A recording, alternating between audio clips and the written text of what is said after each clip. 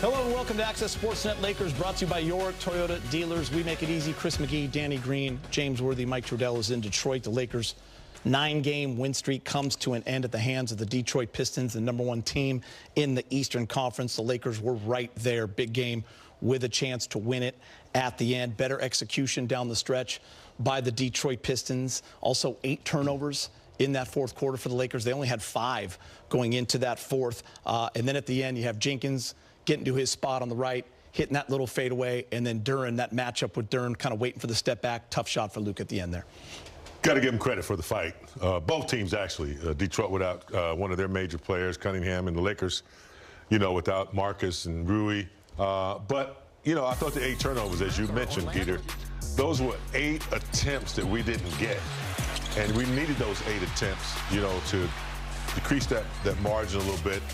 But this guy right here, Danny talked about him before the game. Next man up, Jenkins, went right a lot and was successful a lot. But, yeah, that last play just was disrupted from the beginning and didn't get a good look.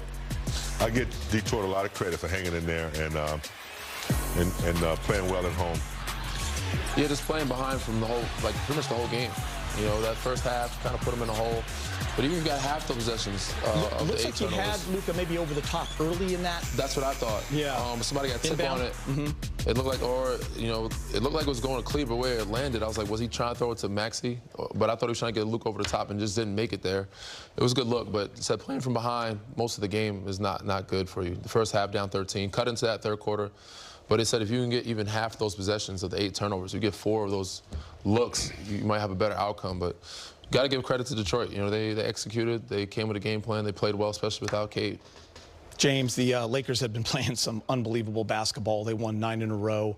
They were trying to get to 10 for the first time since Danny was on the team, November of 2019. They had won 12 of 13 games. They put themselves 3rd in the Western Conference, but it just seemed like they were going uphill a little bit tonight. Even with a lead in that first quarter and early in that second quarter, we looked and they were at about 34%, 1 for 13 from 3, but they had that short lead. But the second quarter, 42-25 by the Pistons to go down by 13.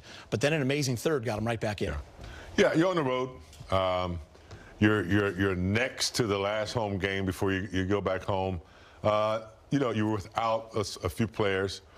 It could be some subconscious fatigue. I don't know. It could be a little bit of tired legs. But the second quarter was definitely Detroit Pistons quarter, and that propelled them to get the confidence that they needed in the second half when Jenkins came out, Ruel came out. And so they played well. The Lakers just not execute the way they wanted to and just couldn't knock down the shots that they normally do. They just didn't hit the shots.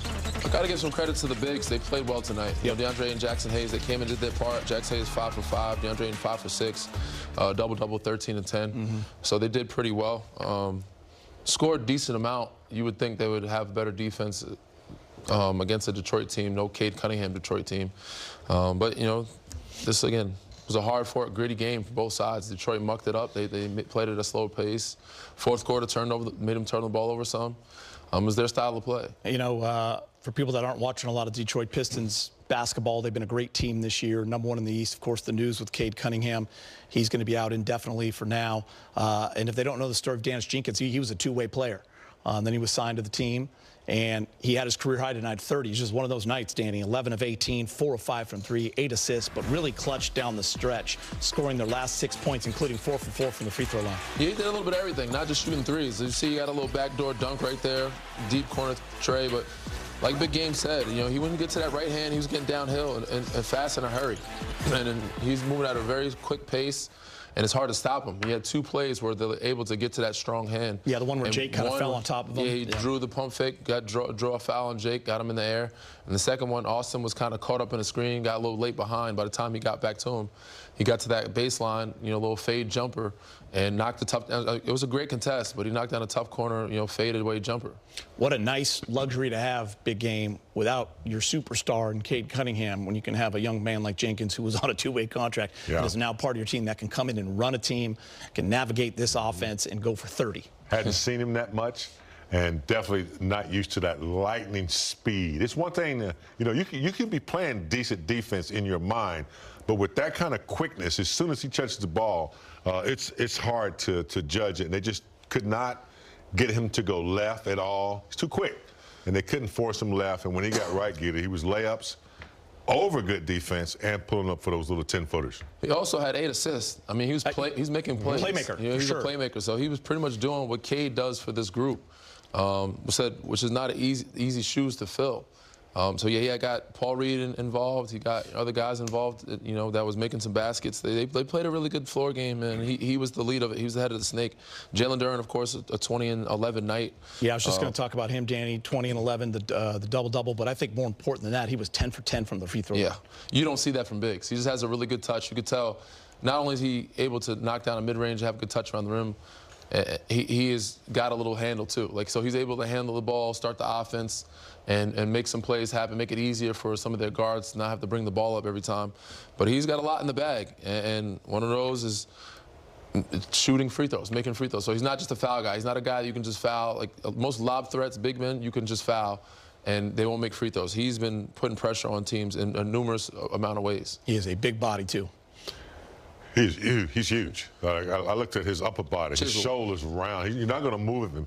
Has pretty good footwork, too. I was surprised to see him, you know, put the ball on the floor a couple times and put it off the glass. But good contribution. Their bench also, they got a nice variety of points from their bench as well. So, yeah, Detroit, you know, they have a system in place that's pretty good, you know, especially when Cade's in the game and Cunningham. Without him, they still play Detroit basketball, and it's pretty solid.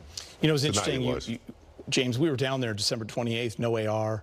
Obviously, Detroit had Cade. It was a different Laker team at that point. The Pistons kind of ran them off the floor in that second half, and it kind of leads me to what this Laker team is now. It's a much different basketball team, and you got to give them a lot of love. It has been a lot of fun, this run that they were on, 12 of 13, 9 in a row, in the teams that they were beating and competing with, and they were about to, you know, they were this close to going 5-0 on this 6-game road trip, something the Lakers have not done in about 17, 18 years. But they come up a little bit short. But it has been some great basketball, as you see what the Big Three did tonight. Luka Doncic, once again, 32 points. That's his 10th straight 30-plus game. He moves into a list of Lakers that have done that. Austin Reeves with 24. He had a big third where he had 14. And then LeBron just a rebound shy of a triple-double. So you get the loss tonight, James, but a lot to be, you know, happy with moving forward. And you know, listen, you got to get that Game 6 in Indianapolis, and you come home and you get the Nets and the Wizards, and you can start a new streak. And the streak of games that they've won, I think they found a little bit of identity. There's something that they've been searching for all year long. It wasn't on the offensive end. It wasn't defense. They really hadn't, you know, found it yet. And I think they have now, Gator. I think they're a collective, pretty good defensive team. Offense, the ball moves. And I think they play well together. So I think the streak benefited them well. We'll see how they snap back against Indiana, if they can rebound and get that last win on the road. Yeah, I mean, who would have thought they'd be 4-1 going to their last game on the road trip? Yeah. Anybody talking about this team, they hoped they'd get a 4-1 or 5-1 or even a sweep. But people realistically thought, like, oh, if we can go 3-2, it'd be great. They have a chance to go 5-1, which is something nobody expected them to do. And like Big Game says, because of what they've built, the identity they found themselves, playing together, defensively being active, offensively moving the ball, and even nights like this when it wasn't a good night for them, they collectively found a way to still give them a chance to win at the end. And listen, I don't know what the score is now, but I know Houston was down 20 earlier in the night, and what the Lakers did over this last month, James, was build a lot of equity. And now you have a loss, and you're still third in the Western Conference. And there's a lot to play for with 10 games left. And I think they secured 3 tiebreakers? Yes. Yeah, so that was big right there, to be able to win those games, secure the tiebreakers, and know that, you know, hopefully you can hang around in third. Home court advantage is crucial in the first round. And so the Lakers still got work to do. Don't get relaxed right now. Just go ahead and finish strong. And I do have some news. The Pacers snapped their 16-game losing streak tonight, which I think is a good thing, Danny. I didn't want them to have Absolutely. You don't want to snap it when we go there. Yeah, they beat Orlando. So, you know they're going to be ready to play the Los Angeles Lakers. All right. We can talk a little Luka if you guys want. 2,000 points on the season. He joins an elite club there. longest streak of 30-plus games in Laker history. He joins a list there of only Laker greats that have done that. So Luka, once again, I think we're going to show that to you, doing his job, big game. There it is. You see the most seasons with 2,000 total points. Of course, Kobe did it 8 times. Yeah, Luka. Jerry Elgin. This is his first season with the Lakers. I thought he was a little like banged up tonight too. You know, he was getting hit a little bit, and after a couple plays, he got up slow, but still he did what he needs to do each night. At least he attempted to do it. And you know, look.